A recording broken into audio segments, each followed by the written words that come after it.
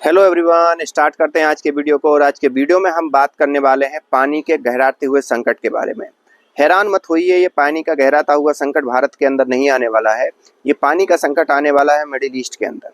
Middle east की बात मैं ये इसलिए कर रहा हूँ क्योंकि वहाँ पर ही अभी युद्ध चल रहा है, जिसको शुरुआत इजराइल और यूएसए ने की थी ईरान पर अटैक करके।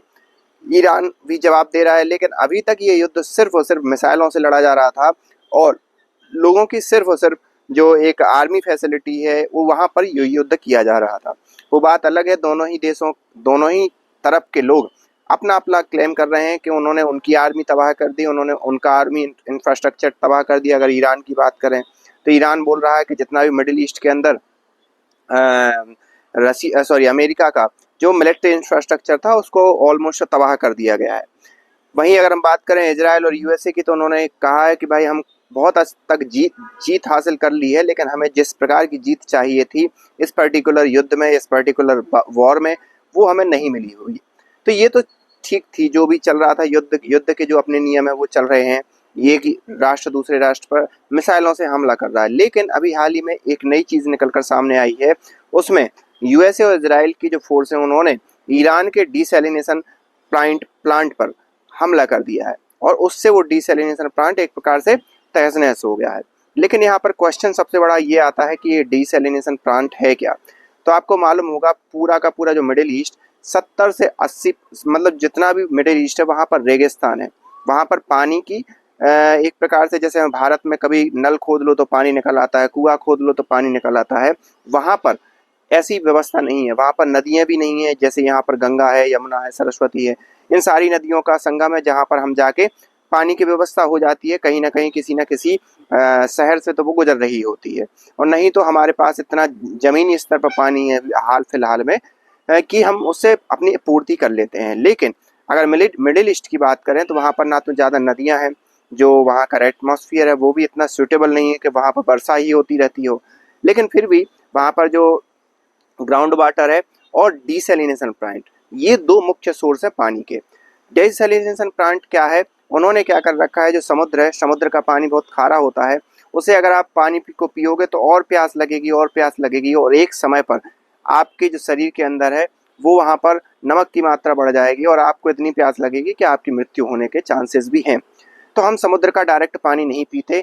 जब भी आप कभी सिप में जाते हो तो सिप में भी लोग डिसैलिनेशन प्लांट लगा के रखते हैं, या फिर बाहर का जो मीठा पानी है वो लेकर जाते हैं। कभी भी कोई व्यक्ति समुद्री यात्रा कर रहा हो तो वो समुद्र से लेकर पानी नहीं पीता है। तो यहाँ पर इन्होंने डिसैलिनेशन प्लांट लगा रखे थे, जो कि क्या करता है कि जो खारे पानी को या खारे जो नमक है उसको अलग कर देता है, और साथ ही साथ जो मीठा पानी है उसको अलग कर देता है। और मीठा पानी मिडिल ईस्ट की कंट्रीज में यूज होता है। अब ये इस यूज का परसेंटेज क्या है, 70 से 80% के लगभग। Saudi Arabia 70%, Kuwait 80%। इस प्रकार का अगर प्रोपोर्शन देखा जाए तो लगभग ऑलमोस्ट निर्भरता है उसी डिसैलिनेशन प्लांट पर पानी के रेफरेंस में अगर हम बात करें तो ये पूरे मिडिल ईस्ट की कंट्री उस चीज़ को वो करते हैं। लेकिन अभी हाल ही में हुई अटैक में ईरान के लगभग 30 गाँव को इस डिसैलिनेशन प्लांट से पानी जाता था, वो कहीं ना कहीं बाधित हुआ है। और उसी का जो ईरान है वो कह रहा है कि ये चीज़ नहीं करनी चाहिए, और अगर ये चीज़ की जा रही है तो ये कहीं ना कहीं यूएसए सेट कर रहा है इस प्रकार के रूल। तो इस प्रकार के रूल नहीं सेट होने चाहिए। इसका सबसे बड़ा कारण ये है कि जिस इजराइल ने, जिस यूएसए में तो नहीं है लेकिन इजराइल जो कि उसका पार्ट है, उसने अटैक किया अगर डिसैलिनेशन प्लांट पर, तो उसको खुद के भी उसमें झांक कर देखना चाहिए, क्योंकि 80% जो इजराइल का पानी है, इजराइल के पानी का स्रोत है, वो भी डिसैलिनेशन प्लांट ही है। कोई अलग से इजराइल को पानी नहीं मिलता है।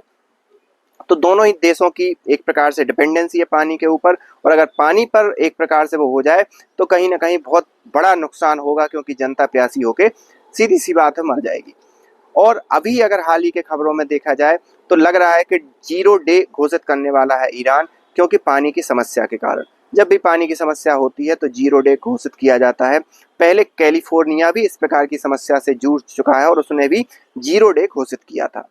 अगर हम बात करें कि युद्ध में इस चीज़ का पहले कभी ऐसा हुआ है कि नहीं हुआ है, तो ये 1991 के समय की बात है कि जब इस प्रकार की घटना को अंजाम दिया गया था, और ईरान के ही जो इराक और ईरान का जब युद्ध हुआ तो उसमें ईरान के ही डिसैलिनेशन प्लांट को एक प्रकार से हमला किया गया था, निशाना बनाया गया था।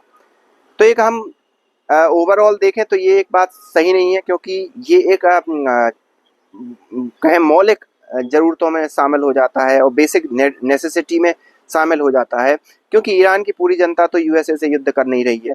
ईरान की गवर्नमेंट की जो पॉलिसीज़ हैं वो यूएसए को वो कर रही होंगी, और साथ ही साथ इजराइल के साथ भी ऐसे ही है। इजराइल की जो जनता है वो ऐसा नहीं चाहती कि ईरान के साथ युद्ध हो।